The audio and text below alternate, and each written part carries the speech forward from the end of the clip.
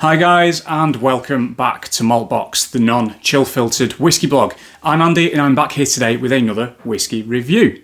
Now the whiskey that I'm going to be looking at today is a Speyside single malt Scotch whiskey. It is from a distillery that is synonymous with luxury, with status, with collectability as well. It's not a distillery that I've reviewed too many whiskies from. I can only recall one other that I've done on the channel so far. The whiskey that I'm looking at today has been very kindly provided by a friend who has a bottle of this, so thanks in advance, you know you are. And it's this, the Macallan 18-year-old Double Cask.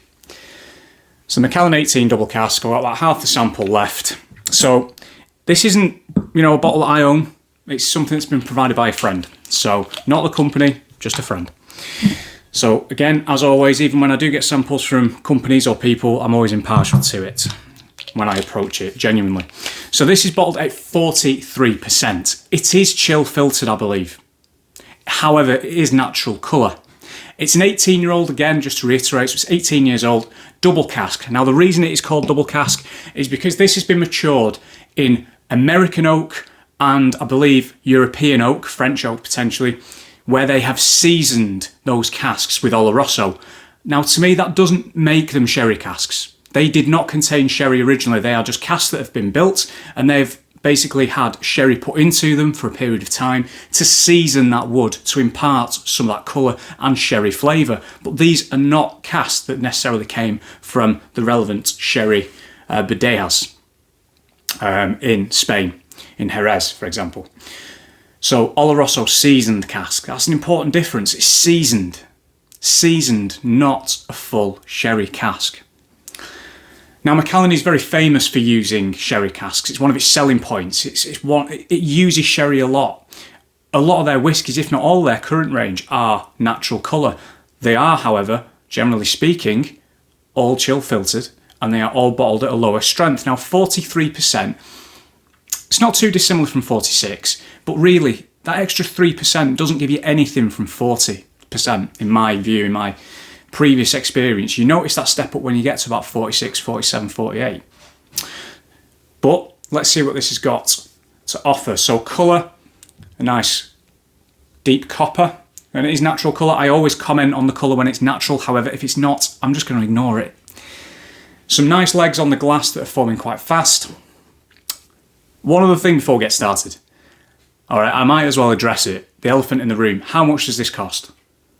Now, I originally thought this cost about 100 to 120 quid, which I'll be honest is already too much for me for an 18-year-old.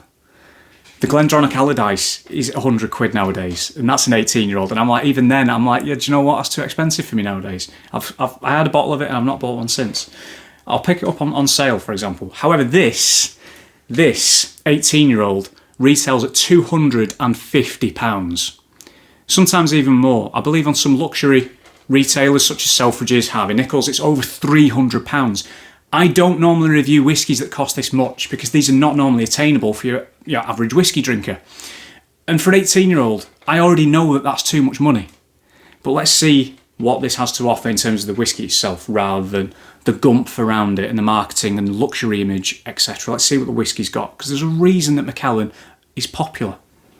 They were one of the first single malts in the 80s and 90s that really pushed for their single malts to shine through in a market of blends. So let's see what we've got. Sorry if you hear a scratching noise in the background. One of the cats has decided this is a perfect time to come down and eat a load of food. Thanks. Thank you, Winston. Appreciate it. On the nose, lovely warm spices. We've got some toffee. We do have a lot of that sherry influence. There's a little bit of that sort of sherry sourness, you could argue, as well, which isn't a bad thing. It is there to add that roundness to your sherry. I mean, it is, after all, a fortified wine. So there will be a bit of tang, a little bit of tannic nature to it as well. Now, there's some chocolate, a little bit of coffee. But for me, the overarching notes that I get are the very atypical Speyside sherried whiskey notes, which are generally speaking seen as being Christmas cake related, Christmas pudding related. We've got brandy soaked raisins, we've got a little bit, potentially some cherry, a few nutty notes in there.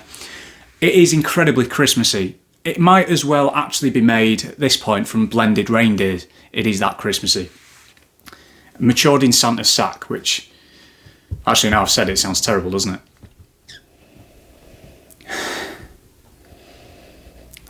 Overarching, it is sweet. It is sweet. It's very sweet nose. On the palate,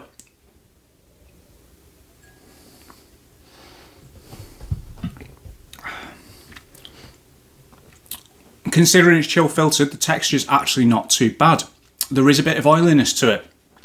Flavour wise, it still packs a punch. If you'd given this to me blind, I actually would have thought this was stronger than 43%. So what I said before about not noticing that step up, I'll stick with that, because you don't notice a big step up from 40 to 43. And apologies if the camera just moved, the cat just jumps off the table now. This is going terribly. However, this does drink stronger than 43. If you gave this to me blind, I would have said probably about 48, 47%, something like that.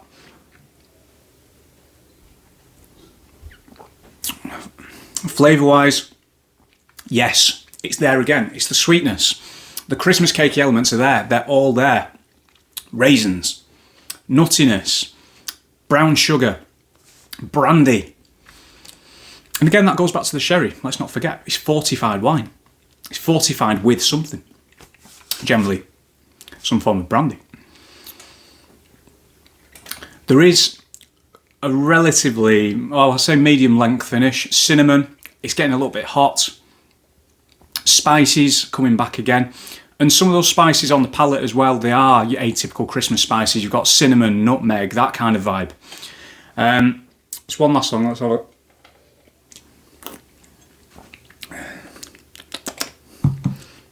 Yeah, okay. Toffee. Again, the Christmassy things that we're not going to focus on too much, we've already discussed them. The cinnamon, nutmeg, yep. Maybe a bit of orange zest now, actually. And a medium length, again, spicy finish. Is it a good whiskey? Do you know what? It is a good whiskey in fairness to it. It's very tasty. The thing that pisses me off about it, and I might as well say it, yeah, I've just said that. It's not worth 250 quid. If someone came up to me and said, Andy, I want to buy an 18-year-old whiskey for a life event, what would you recommend? This, at that price, would be so far out of my recommendations, it might as well be in another galaxy. It's a quality spirit, and that's what winds me up. It's quality distillate. It's a good whiskey, but Macallan build it up to be this thing. And it's, at the end of the day, you know, there's people that buy it. There's people that spend hundreds, if not thousands of pounds on Macallan, and fair play. That's their money. It's your money. If that's what you want to do it. But as part of that, it's kind of become a commodity, a luxury brand. It's become a status symbol. They're still making quality whiskey, but I think that just gets lost somewhere along the way. And it really winds me up. It does, because it's good whiskey, it's good distillate. It is. It really is. I suppose it's not, and this is the thing, it's no longer aimed at people like me. I am not the target market for Macallan. I'm not.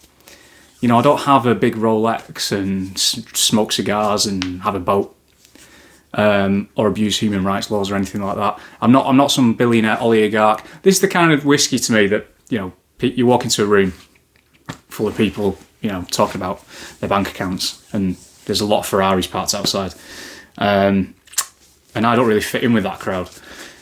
I mean, I'm just looking at my shelf. So we're talking about I'll wrap it up. 250 quid, right? So on my shelf, I've got an 18-year-old there, Glenmurray. How much? 70 quid. Deanston 18. How much? 65 to 70 quid. I mean, we've already spoken about, well, I've actually reviewed previously, the Loch Lomond 18. All right, I get it. Very different whiskey. All of these are very different whiskies. Again, 70 quid. Times those whiskey, if you bought all three of those whiskies at 70 quid, you'd still be paying less than that. You've got three 18-year-olds for the same price as that. Lichig 18, 70 quid. Are you seeing a pattern here? I mean, yeah, some distilleries, I was looking for some more examples, but you know what, you get the idea. Some examples are more expensive in terms of their distilleries compared to the ones I've just talked about. But look at one of the stalwarts of the whiskey industry, Diageo's Talisker. The 10-year-old massively popular, the 18, 90 quid. And that is expensive, in my opinion, still. However, it is good whiskey. Glendronach 18 Allardyce, 100 quid. And I would take that any day of the week over that for that money. Sorry, right. Anyway, there we are. I'm going to box it off now.